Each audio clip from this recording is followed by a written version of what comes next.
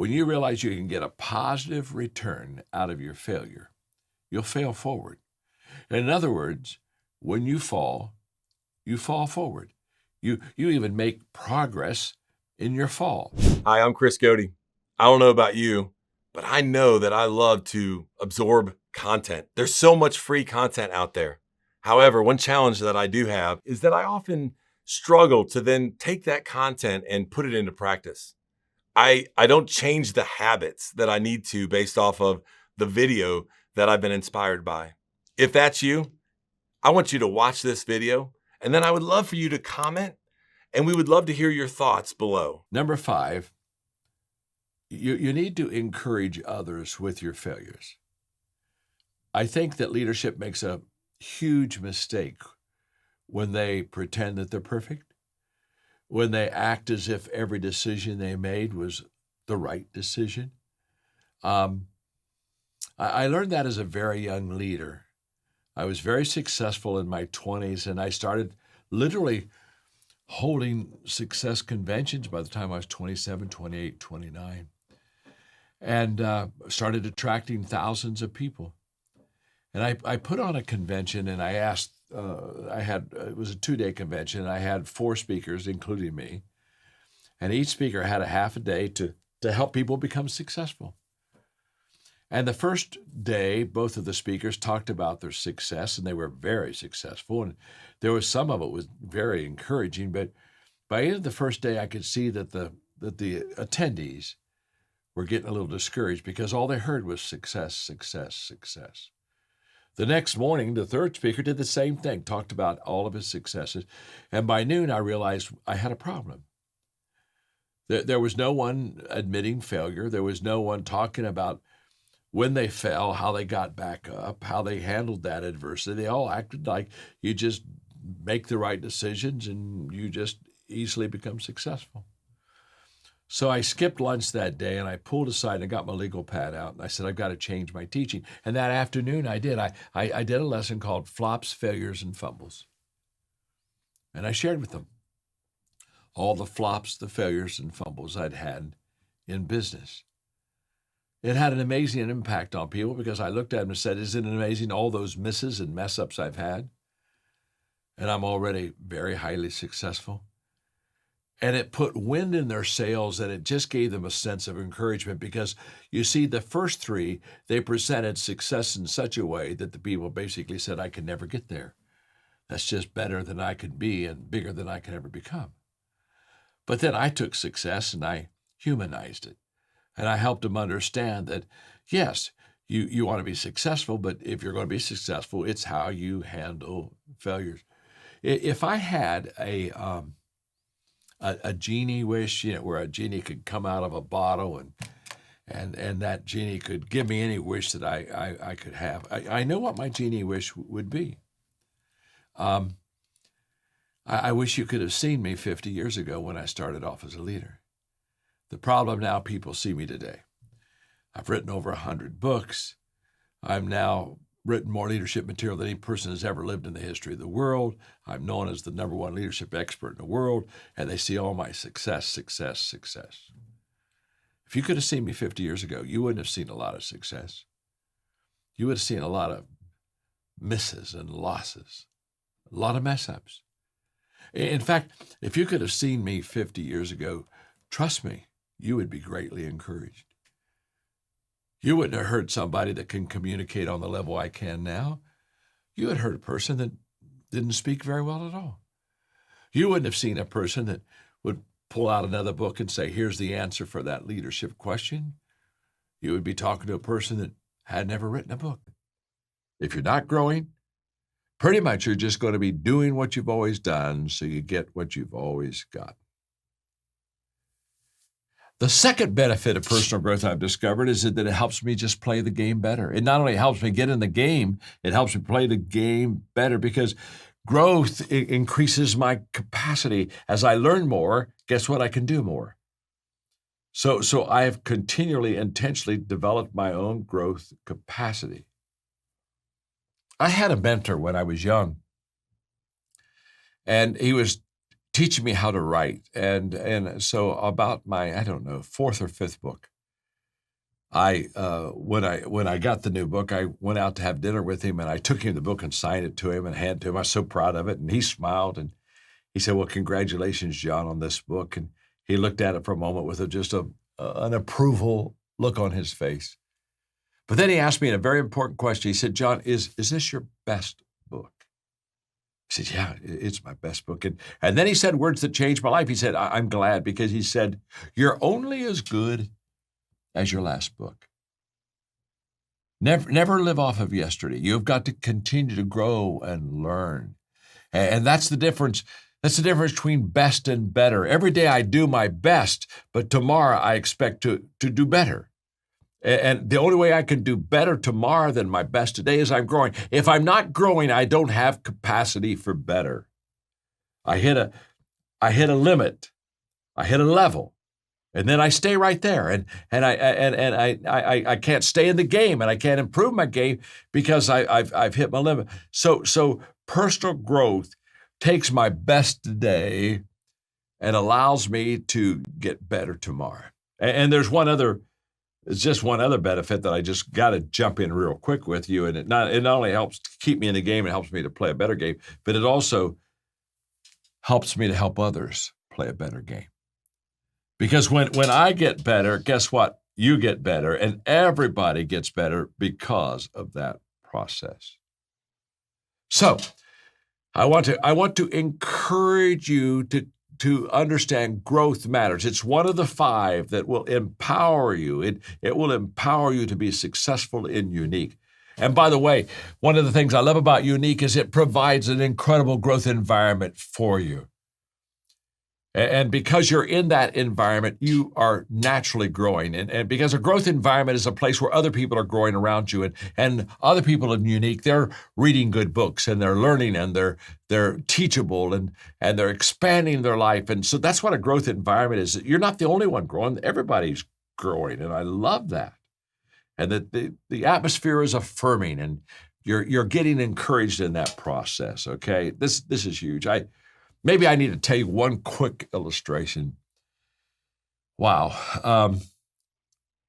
When I was in my 20s, I heard Earl Nightingale say that if you spent 1 hour a day, every day on the same subject, in 5 years, you could become an expert on that subject. And I wanted to be an expert on leadership. So I said, I'm going to take him up on this project. I'm going to spend 1 hour every day on leadership. Every day. I'm going to practice leadership. I'm going to ask leadership questions. I'm going to read leadership books. I'm going to talk to leaders. Okay. I'm just every day.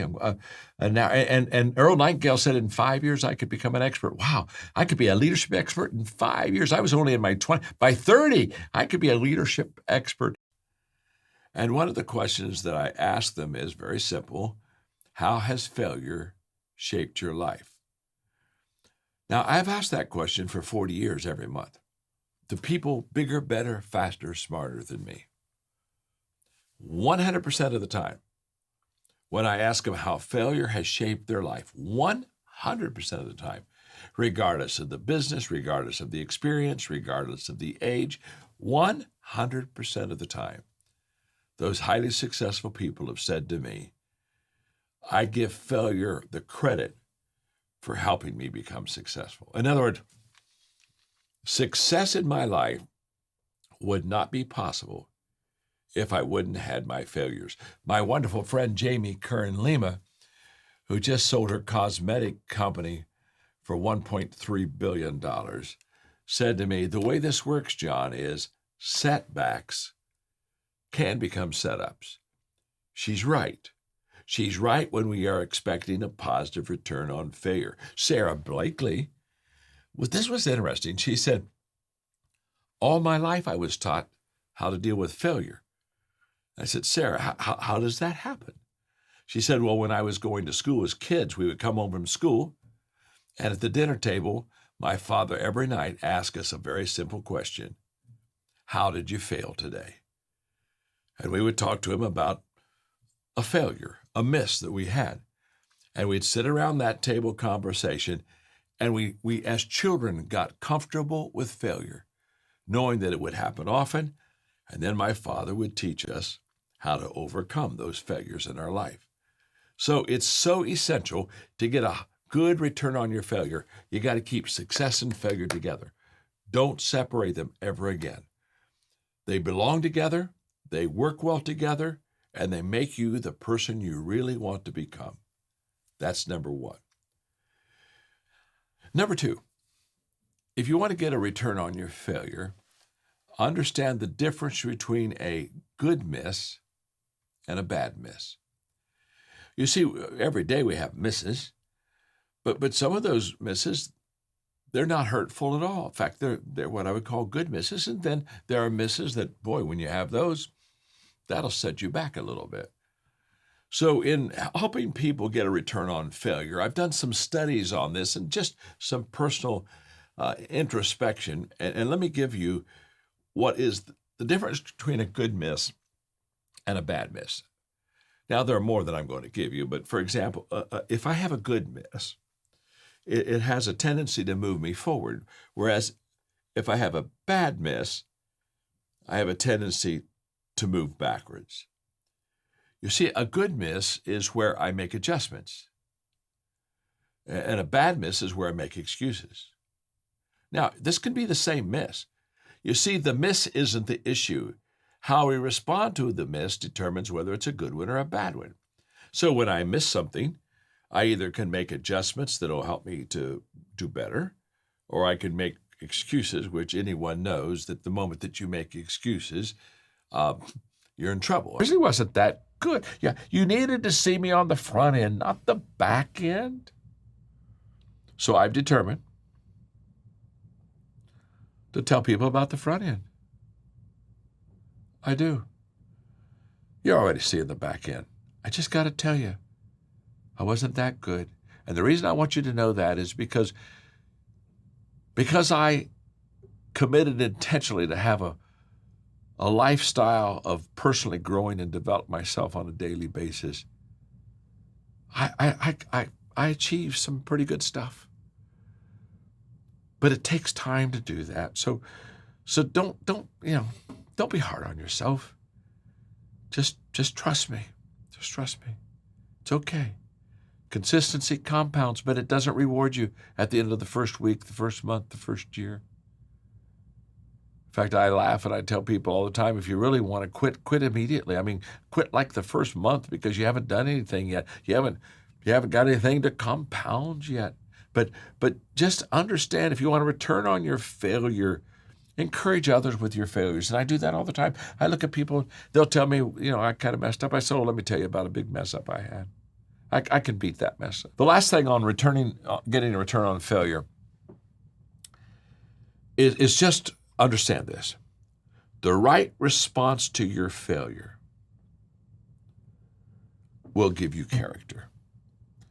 So I close with this story. I was on an executive call with a CEO that is highly successful. If I gave you his name, every one of you would know him. And we're having a good call. It's an executive circle call, so I have about 50 executives on the call with me. And for 20 minutes, he's given me best practices, and then I pull leadership off of what he said, and then I ask him a couple questions. Then I open up for everybody else to ask him questions. And this guy was so good. And he talked a lot about when he was building this company, the misses and losses. I loved his authenticity. I don't think people want a perfect leader. I think they want an authentic leader. So when he finished, I asked him, I said, okay, when you look at your losses, your misses, your failures, let's talk about a do-over. If you could go back and do one of them over, which one would you pick? And I'm waiting to say, oh my gosh, if I had do-overs, there's 100 do-overs I'd like to have. I'm kind of waiting for that response. And his response just absolutely floored me. I didn't see it coming. He said, well, John, if you could give do-overs and if I could go back and do over my failures, he said, I choose not to do any of them over. I said, you have got to be kidding me. What do you mean you choose not to do any of them over? He said, well, I would leave them as they were. And he said, don't get me wrong, I made wrong decisions. I've hired sometimes poorly. I've got a lot of misses in my life, got a lot of failures, a lot of blow ups. I got that. But I wouldn't do any of them over. And I said, why wouldn't you do them over? And he said, because every failure I had taught me a lesson. And out of that failure, I developed character. And if I went back and did them over, I would lose the lesson and I'd lose my character. And I'm not willing to lose either. So let the failures lie. I'm a better person because of it. That man knows how to get a return out of failure. If I have a mindset of scarcity, I always think there's not enough to go around, so I'll be very selfish. If I have a mindset of abundance, I'll share and wish other people success and help other people be successful. Wow. How about failure? The mindset for failure is huge. You see, we make a mistake with failure and success. We try to separate them. That's wrong. That's a mistake. That's not reality. So we put success way over here and say you want to be successful. We put failure way over here. We say, now you don't want to fail. You want to be successful. And we play either or. I'm either successful or I fail or I fail. And they're never to be separated. Success and failure always go together. Don't miss this. Don't miss it. I've never met a successful person that didn't have a lot of failures in their life. There's no such thing as just success. There's success, and then there's mistakes and failures and losses, and then you get back up and some more success, and it's a slow climb, but it's a climb with integrity because failure teaches us lessons that we need to learn to become successful.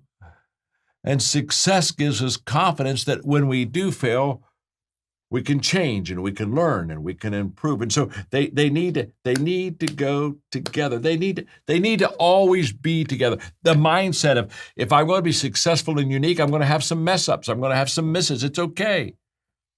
And when you have those messes or misses, they're not final. You say, okay, I didn't do well here, but I'm going to get back in the arena of action.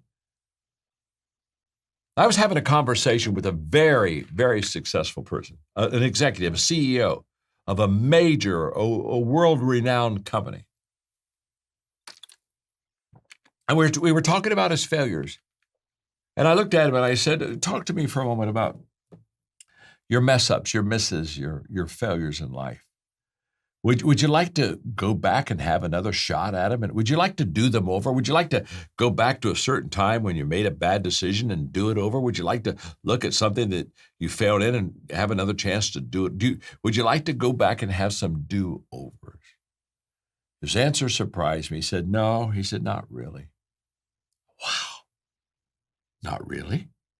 You don't want to go back at your misses and messes in life and do them over? He said, no. He said, now I've had some failures. I've had some mistakes. I've had some messes. So it's not that I've done it perfect. He said, no one does it perfect. We have success and failure. He said, I keep them together. But here's what he said that was life-changing.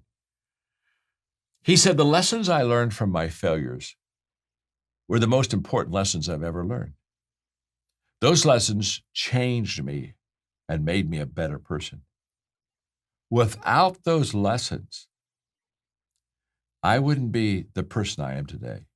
So when you ask me, do I want to go back and do them over? I don't, because I would miss the lesson. If I missed the lesson, I wouldn't be who I am.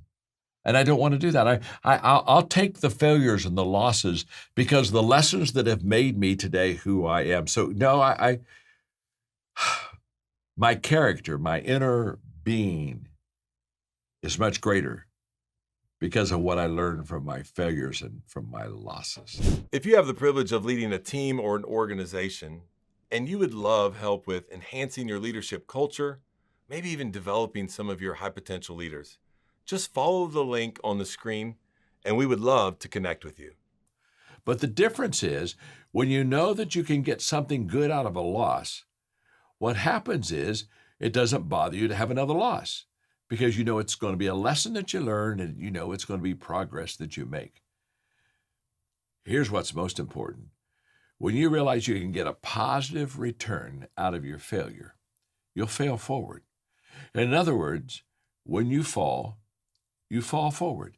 You even make progress in your fall. And so much of success is not there were no problems and there were no obstacles and everything was smooth. No, so much of success is that it was a series of failing forward. And that's what, when you get a positive return out of your failure, that's what you'll do. So, the question that we have to talk about today is very simple. How do I receive that ROF? How do I receive that return on failure? Get ready. You're about to learn some things that will positively change your life and your business. Number one, you have to keep failure and success together. If you're going to get a positive return out of failure, you have to stop separating failure and success. Honestly, I hear this all the time. People separate failures from success, and they basically say, now, go out and succeed. Hey, don't mess up. Don't fail. So we got all this success over here that we're trying to get, and we're trying to push back failure and say, well, don't fail, succeed. Now, we already have a problem. We've separated it. How can you separate success and failure? I've never interviewed any successful person who said, well, really, I became successful because I stopped failing. No, every person that I interview that's highly successful, they say, I succeeded in spite of my failures. They didn't say, always succeed, don't fail. They knew that wasn't possible. They knew that if they were going to really get a positive return out of the failure, they had to put them together. I have a wonderful friend. Her name is Carrie Rich. She's the CEO of Global Good Fund. And I've mentored her probably for maybe 8 or 10 years now. And she does something I find very interesting. At the end of every year, she sends out a letter to the donors of her nonprofit organization. By the way, it's a great one, Global Good Fund. They do really good work. And the year-end letter to her donors is always the same every year as far as subject. She shares with them her 3 top failures of that year. It's very interesting. And she'll say this year, and she'll talk about 3 big failures that she had in her leadership, and she'll tell the story. And so I talked to her about it. I said, Carrie, I find that an interesting year-end letter where you're very open about your failures. I said, talk to me about that. Here's what she said. She said, first of all, I want my donors, my supporters, my contributors to know that I fail, but I own my failure. I don't dismiss it. I don't act like it didn't happen. I don't blame it on someone else. And she said, I write that letter to my donors, first of all, to show them transparency and openness, that there is humanity in my leading, that I don't always make perfect decisions. She said, I send that letter to my donors, secondly, because I'm grateful. I'm grateful for the fact that they stick with me. They still support the cause, even though they know I'm not a perfect leader. When I was a young leader, and Eric, he spoke about my faith. For 25 years, I was a pastor, okay? And I was a good one. In fact, when I was 28, I had the 10th largest church in America. And in fact, I, as far as I know, I'm the first person to ever put on a church growth conference. I brought hundreds of pastors together. In fact, my first conference, I think we had about 1,000 pastors. And I said, I'm going to teach you what I know about how to grow a church. And so we had this conference, and it was 2 days, and I had 4 speakers, each speaker having a half day each. So on day 1, I had 2 speakers. Day 2, I was the last speaker the last day. Well, the first speaker got up the first day, and he just talked about, and he was very good, and he talked about all of his successes, and man, we were just clapping and cheering, and it was kind of great. Wow, he's really, really good. And so that afternoon, the speaker got up, and all he talked about was his successes. And I thought, I was hoping maybe We could do a little bit better than having just success, success, success, success, success. It's such a lousy teacher. That's what Bill Gates says. But the day was over and people seemed to be satisfied. The next morning, now I was a young leader. I mean, I was 28? I would have known better today, I'd have grabbed the speaker the next day and said, let me tell you what you can't talk about. You can't talk about success. We're starting to gag on it now. The next morning, the speaker got up and he did success all day. And now I'm pissed. I'm just, oh my gosh, I'm worn out with success. So I excused myself. I went into my office and I got my legal pad, my 4-color pen out, and I rewrote my lesson. And I said, and I walked out that last session on that day, and I said, we've had enough success. I'm gagging on it myself. And let me just say this. Anybody that ever talks about success, they have to be real. They have to be authentic. You got to talk about your misses, your failures. So I said, since you heard success from the three of them, I'm just going to tell you about all my failures because I've got a bunch of them. And boy, I did a lesson called Flops, Failures, and Fumbles. And I'm telling you, I began to talk to them about all my misses and all my losses. And they're going into hysterics. They're listening to me. They're cracking up. And I just tell them, and I did this, and that was right. And they're clapping, they're cheering. And by the time it was all over, standing ovation. And I looked at them and I thought, what happened? And what happened is I realized then that if you want to impress people, talk about your success. But if you want to impact people, talk about your failures. And they identified with me because what happens, you got to ask yourself a question. Do I want fans or friends? If you want fans, then make the gap as big as you can. And you're up here and you're amazing. And people down there, they're not so amazing, but they sure love you. And so you got fans. You got to keep success and failure together. And here's why. Failure with success brings humility. We're successful and we're riding the wave and the business is doing good and we're making some money and we're getting more clients. There's kind of a high wave that we ride when we're successful. And when we fail in that success, while we're being successful, we have some misses, we have some losses. It brings into your life and my life a sense of humility that makes us a better leader. The other day, I was reading a statement by Bill Gates, and it was very interesting. He said something. He said, success alone is a lousy teacher. It makes successful people think they can't lose. How often I've seen that. I've seen highly successful people who somehow think that they're on a roll, and they've got that momentum, and everything's going their way, and they can't lose. That is not realistic. So when you're succeeding, if you keep failure with it, when you fail, it gives you a sense of humility, which what that does for us is it makes us teachable. It makes us teachable to the lessons that life wants to give us. But let me also say this. In your failure, when you have success, it gives you tenacity. It gives you resilience. It causes you and me to kind of get out of our ditch and get going again. That's why Winston Churchill would say, success is going from failure to failure without losing your enthusiasm. Winston Churchill knew you keep them together. But there was a problem with the question. What would you attempt if you knew that you wouldn't fail? The problem with the question, it's not true to life. There is nothing that you and I can go into with the assurance that there won't be failure in it.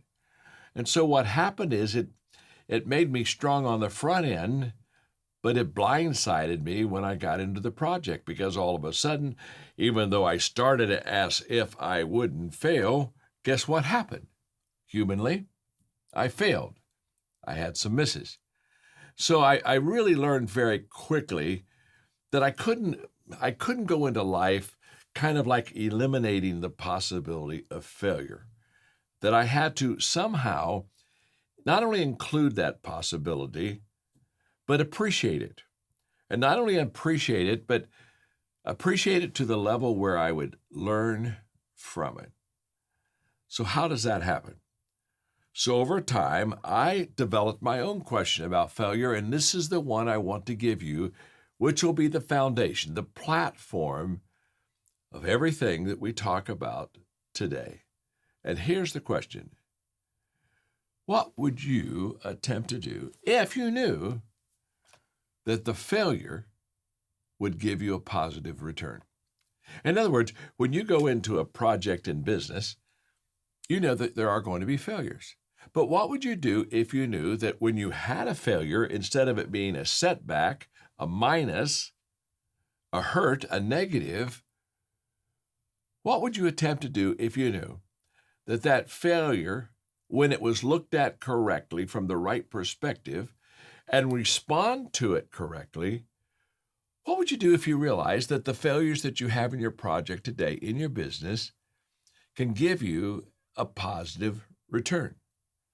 Now, what happens is the moment you and I have this mindset, and by the way, this is realistic. What I'm about to teach you will give you a positive return in your failure. So this is not some pie in the sky. It's not Disneyland. This will work for you. The failures you have in your project, once you understand the benefits of failure and once you begin to respond correctly to it, there are so many positives to it that I will promise you, instead of becoming embarrassed by your failure, after a while, you'll begin to embrace it. And that will make you unstoppable. You see, what stops people in their business and progress is failures, setbacks, disappointments, expectations that weren't met. Those are the things that make what we're attempting to do frail, feeble, until we stop. To put unstoppable in your business, to put unstoppable in your life, you have to have a healthy respect and love for what failure can do for you. Now, when we anticipate a return on failure, in other words, I say, I'm in the project and I think there'll be some misses here, there'll be some losses, there'll be some failures. When that happens, if we expect a positive return on our failure, our whole response to failure will immediately change. It won't bother us at all to fail first. We'll jump in before anyone else jumps in because we know that whenever they jump in, there's going to be some failure. So we immediately become more initiators in our projects when we have a positive return on our failure. And we'll not only fail first, we'll fail fast. It won't bother us at all. In fact, we know that the more misses I can get out of my way, the quicker I can get to where I really want to go. And we'll fail frequently. Now, if you don't have a positive return for your failure, you're still going to fail frequently also. Success needs failure, failure needs success, and if you separate them, they never either one reach their potential. Let me explain. For 40 years, I have had what I call learning lunches. This is just really simple. People are always asking me, John, gosh, how do you grow? Well, one of the ways I grow intentionally is literally, I have learning lunches every month.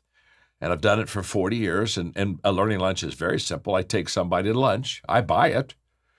And the only qualification the person I take to lunch is, they're bigger than me, better than me, smarter than me, more experienced than me, more successful than me, have more money than me, whatever. In other words, they're beyond me. So I take them to lunch, and I don't even eat. I have 7 questions, and I want to ask them these questions. So I've asked these questions hundreds and hundreds of times, and one of the questions I ask is, what's the most important lesson you ever learned in your life, and why was it important to you? Well, they start sharing with me what their most important lesson was. Now, I've asked this question to hundreds of people over 40 years. And every time I ask them, what's the most important lesson you ever learned? In that lesson, as they're talking to me about what they learned, they include failure every time. I have never heard a person when they said, well, the most important lesson I ever learned, and all they talked about was wins and victories and successes. Every time they talk to me about it, they say, "Oh my goodness, no, let me tell you." And you know, I lost my job and I had to go another direction, or you know what, I had a friend of mine that had a serious illness, or my marriage was on the. I mean, they're always talking about some loss, some miss, some failure. And I thought, when I ask a person what's the most important lesson they ever learned, they don't take failure and success and separate them. And they say, well, let me tell you about my success. And they keep them together. And the reason they keep them together is that's where they're supposed to be. You got to keep them together. If you want to return on failure, you got to keep success close to it. Let me explain. Let's say I'm on a roll and I'm really succeeding. I'm doing really, really well. Okay, I'm hitting the ball. I need to keep failure close to these successes to keep me humble. Humility is such an important quality in a leader's life. And if I remove my failure and all I do is think about my wins, I'm going to get arrogant. And very quickly, you see the value of humility is it makes me teachable. You show me a humble person, and I'll show you a person that sits at the feet and asks questions and say, teach me something. Humility is essential to be teachable, and teachability is essential to grow. You can't grow without being, it's impossible to personally grow without being a teachable person. So I need to keep my failures close to my successes so that when I'm on a roll, I still have a sense of humility in my life. And by the way, when I'm over there and I'm not on a roll, I'm kind of losing and I'm missing and I'm having some failures in my life. I need to keep success real close to those failures. Because when I'm failing, if I keep success close to them, it gives me resiliency. Resiliency is a result of success staying close to failure, and humility is a result of failure staying close to success. Wow. Bill Gates is exactly right when he said, success is a lousy teacher. He's right. It's a lousy teacher. He said, it makes people think they can't lose.